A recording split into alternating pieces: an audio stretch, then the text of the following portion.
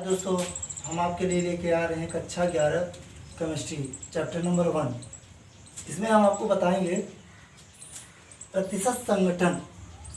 प्रतिशत संगठन क्या है इसमें बताया गया है, तो हम इसी के बारे में बताएंगे। कह रहा है किसी यौगिक में उपस्थित इकाई द्रव्यमान प्रतिशत संगठन कहलाता है। सिंपल सा तरीका इसमें बताया गया है, किसी यौगिक में उपस्थित कोई यौगिक हो, कंपोनेंट्स हो कह सकते हैं या कंपाउंड हो, जैसे इसमें बताया जाता है H2O है, इसमें बताया गया है कि इकाई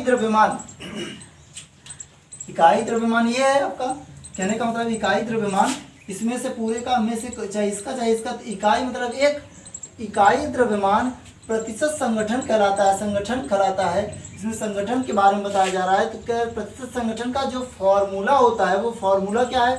तत्व का द्रव्यमान, किसी भी तत्व का द्रव्यमान बराबर तत्व का द्रव्यमान या तत्व का भार, परमाणु भार बटे, इसमें कहा गया है जिस यौगिक का हमें प्रतिशत निकालना होता है उस यौगिक का अणुभार ज्ञात होना चाहिए, उस यौगिक में उपस्थित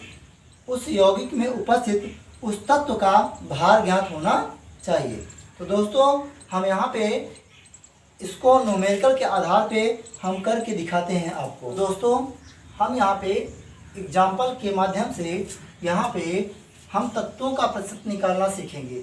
ठीक, जैसे कोई यौगिक होता है, उस यौगिक में उपस्थित किसी भी तत्व का प्रतिशत ज्ञात करने के लिए हम यहाँ पे तत्वों में से सीखेंगे। तो जैसे हम देखिए आपका CaCO3, इसको कहते हैं कैल्शियम कार्बोनेट। क्या कहते हैं?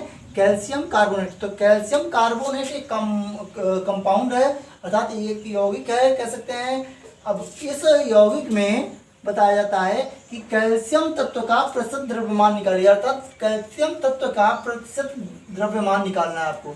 तो यानी कि इसमें कैल्शियम कितना उपस्थित है, इस कंपाउंड में कितना कैल्शियम की मात्रा उपस्थित है, इसी को निकालना है। तो दोस्तों, सबसे आसान तरीका है, जैसे कि हम यहाँ निकालते हैं, सबसे पहले क्या क्या आवश्यकता होती है इसको सॉल्व करते हैं।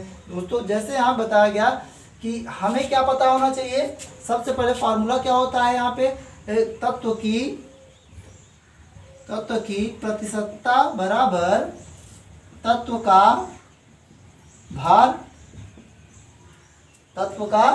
भार बटे यौगिक का अणुभार गुणते या मल्टीप्लाई 100। दोस्तों, यहाँ पे हम क्या करते हैं, यहाँ पे तत्व का भार कह रहा है, तत्व का भार जब कह रहा है तो हम यहाँ पे क्या करेंगे, तत्व का भार आप जानते हैं कि इसमें कितना होता है, यहाँ पे कैल्शियम। ठीक, तो हम सबसे पहले यहाँ जानते हैं कैल्शियम का कोई परमाणु नहीं है यौगिक में, तो यहाँ पे कैल्शियम का परमाणु भार जो होगा। अब सबसे पहले यहाँ पे हम क्या करते हैं कि यौगिक का अणुभार निकालते हैं। तो यौगिक क्या है यहाँ पे, यौगिक का अणुभार अर्थात अणुभार CaCO3 का, कि कैल्शियम का होता है 40 प्लस कार्बन का होता है 12 प्लस ऑक्सीजन का होता है 16 मल्टीप्लाई 3।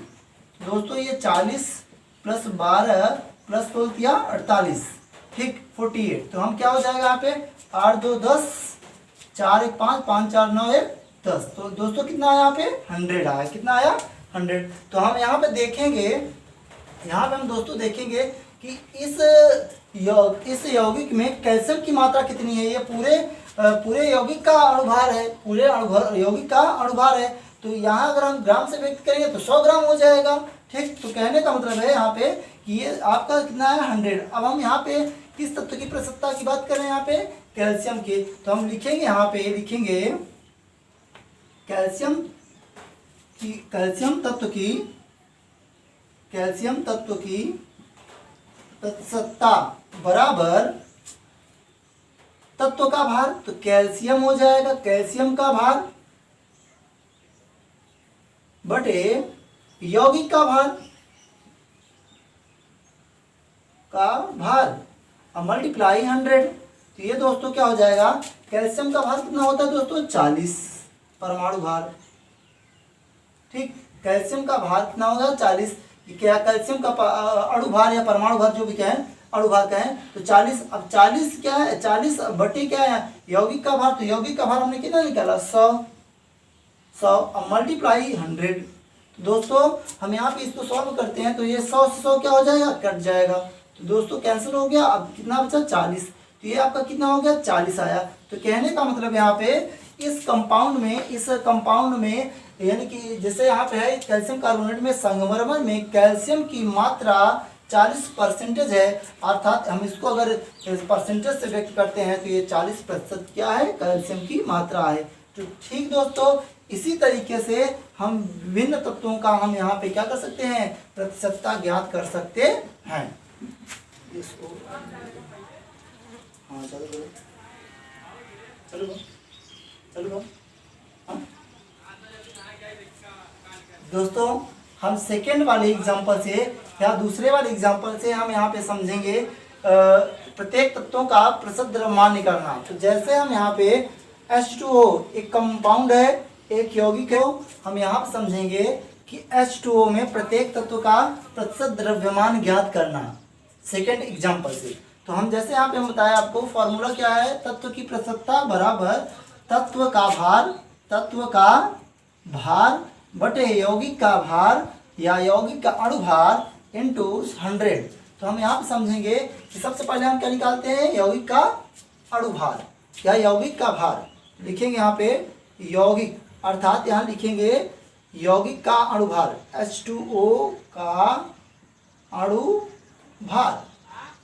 यहाँ पे H2O अर्थात ये कितना हो जाएगा दोस्तों, ये 1 × 2 + 16 दोस्तों हो जाएगा 2 प्लस कितना हो जाएगा यहाँ पे 16। तो ये दोस्तों कितना हो गया 18, कितना हो गया 18। तो आपका कितना आया दोस्तों यहाँ पे 18 आया। ठीक, अब हम यहाँ पे करते क्या है, यहाँ पे जैसे अगर हम देखें यहाँ पे तो हम प्रत्येक तत्व की बात कर रहा है, तो यहाँ पे लिखेंगे हाइड्रोजन तत्व की प्रतिशतता, द्रव्यमान प्रतिशत। तो यहाँ पे दोस्तों क्या हो जाएगा, हाइड्रोजन, अब यहाँ पे H2 है तो यहाँ पे H नहीं रखा जाएगा, H2 रखा जाएगा। तो ये H2 बटे यहाँ पे क्या हो जाएगा दोस्तों, H2O का भार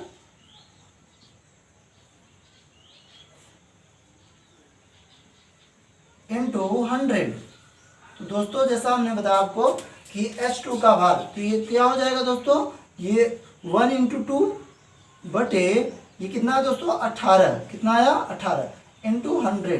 तो दोस्तों कहने का मतलब है हमारा ये, तो दोस्तों जैसे 1 × 2/18 इंटू 100। दोस्तों हम इसको यहाँ समझते हैं, देखिए यहाँ पे ये आपका क्या हो जाएगा 2/18 इंटू 100। तो ये दोस्तों हम क्या करेंगे, यहाँ पे काट देंगे, 2 × 1 = 2 और 2 × 9 = 18, ये 9 आ गया। अब दोस्तों हम यहाँ पे क्या करेंगे, यहाँ पे देखिए ये आपका 100 कितना 9। अब इसमें क्या करेंगे, हम क्या करेंगे यहाँ पे डिवाइड करेंगे।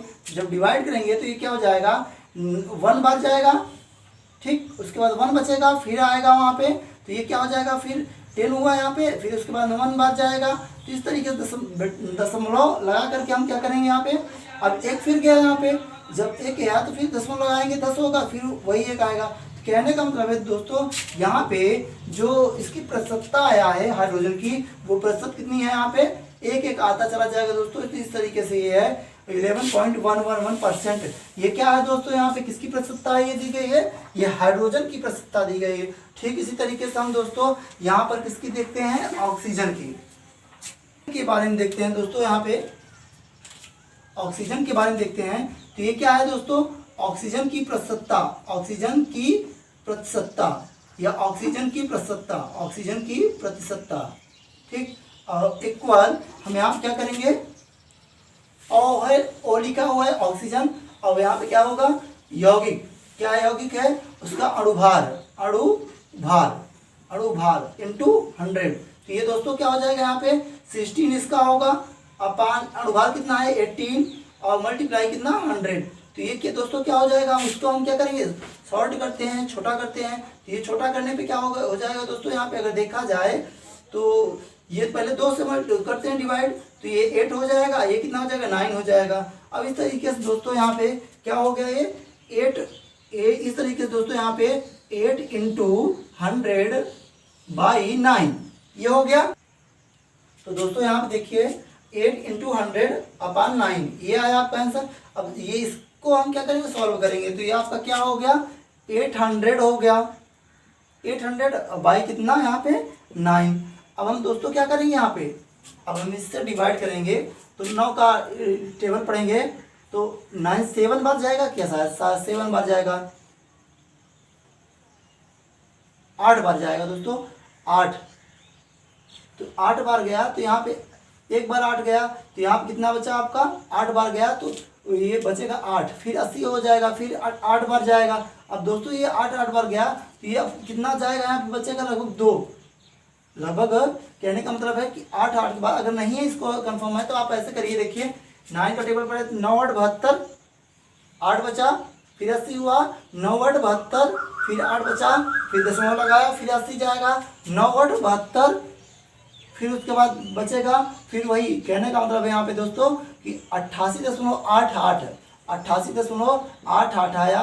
यहाँ पे क्या किसकी प्रतिशतता आई दोस्तों, यहाँ पे 88.88 किसकी आई, वो है ऑक्सीजन की। किसकी है दोस्तों, ऑक्सीजन की। अगर अब कहा जाए दोस्तों कि ये क्या सही है क्या गलत है, तो इसकी पहचान हम दोनों तत्वों के प्रतिशत द्रव्यमान को जोड़ करके हम ज्ञात कर सकते हैं, सही है या गलत है। तो प्रतिशत द्रव्यमान 100 में होना चाहिए, अब 100 आना चाहिए दोनों को योगफल करने पर, तो हम